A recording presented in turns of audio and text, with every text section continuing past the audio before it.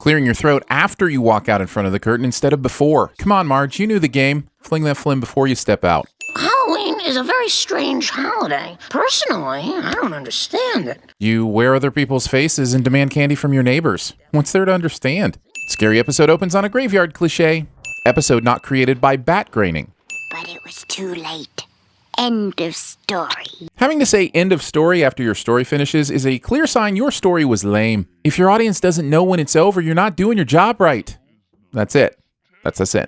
Judge! Quit throwing your garbage into our dimension. Garbage? That was a delicious orange. At the very least, the note should read, the chewy exterior was terrible, but the inside was delicious. Send more. All right, but if anything happens... Anything, like your firstborn choking on a floating lamp cord? Or maybe a kitchen with bleeding walls? Those kinds of anything? The Stapsons all seem like they want to kill each other, but they sure aren't trying very hard. Homer's certainly within swinging distance and could catch Maggie easily. Where's the effort? Spreading mayonnaise with a bread cutting knife. Also, spelling mayonnaise with one N. Also, mayonnaise. This is a great conceit for an annual Halloween anthology episode. Kids telling scary stories in a treehouse works so well that I'm sure they won't immediately abandon the concept and have the Treehouse of Horror episodes never include an actual treehouse again. Mafia Street Aff Apron? I don't get it. And why is this tree purple? It's not like the animators don't know how to color trees brown. There's one right there.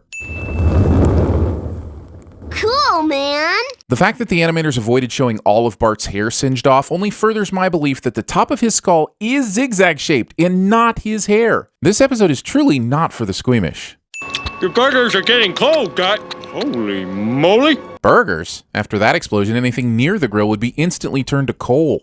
Also, the only thing scarier than the fact that the shadows of the UFO have made this burger a deep shade of mold green is that Homer already took a bite out of that burger, and now it's whole again.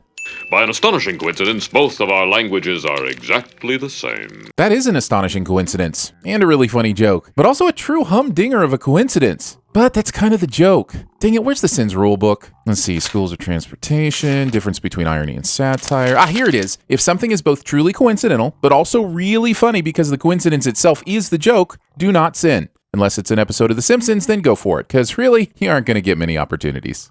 Well, thank you very much, Mr. To pronounce it correctly, I would have to pull out your tongue. But Kang just told us that by an astonishing coincidence, their language and English were the same. So why would he have a name that is unpronounceable?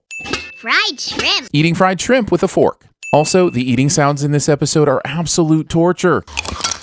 Combine the Simpsons slurps with the sonic slobbering of the Kang gang, and someone owes me $90 for making me shatter my headphones against the wall. On this cable system, we receive over 1 million channels from the furthest reaches of the galaxy. Considering running cables to an intergalactic ship traveling through space would be a tough go, I'm guessing you mean satellite. Anyone from a species that has mastered intergalactic travel, raise your hand. Just pointing out here that that is a tentacle, so...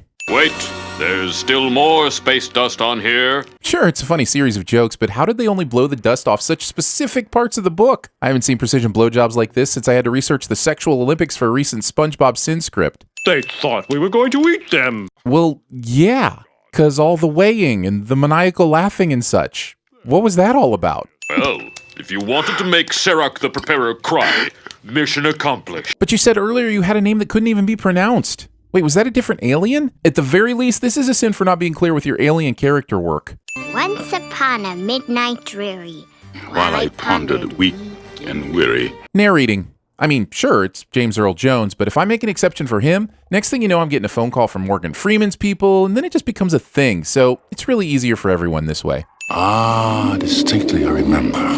It was in the bleak December. That's right, this segment is entirely Poe's The Raven poem, brought to you by the Hey, It's Public Domain, so why not Association of Easy Content. You know what would have been scarier than nothing? What? Anything! El Barto would be excellent at Poe-sins. Don't I crispy, shorn, and shaven, thou? I said, A sure no craven. Man, there must be some tentious about to happen in the future, because this segment is thoroughly pretentious. What, you don't like the tentious wordplay? Fine, go ahead and be contentious. Also, since when does Homer Simpson know the definition of words like shorn, or craven, or and? These books are just regular old Edgar Allan Poe titles instead of pun titles, and honestly, Simpsons, I expect more from you.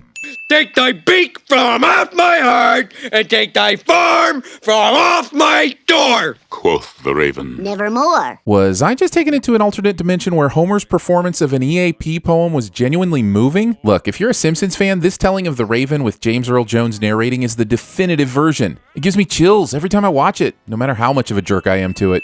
Damn, Maggie has the grip of a coconut crab and she's just a baby. If she doesn't grow up to free solo El Capitan or star in an over-the-top sequel, then what really is the point of anything?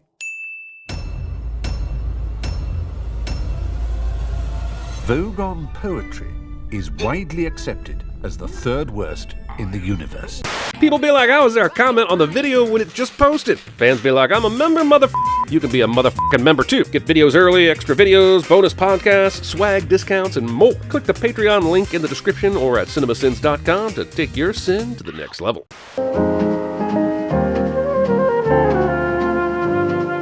And $1 for yourself. I said $1, bitch. I can feel an evil presence in this house. Evil? Like it's the fruits of the devil. Is this haunted room actually stretching? This is Les Grossman. Who is this? You didn't tell me it was built on an Indian burial ground. You're gonna have to call the United Nations and get a binding resolution to keep me from destroying you. Well, that's not my recollection. Okay, Flaming Dragon. Face. First, take a big step back and literally your own face! Yeah, well, all right, goodbye. Let's get some applesauce out here for these pork chops. Pork chops and applesauce. That's swell. I have a feeling you'll be the guests of honor. Maniacal laugh.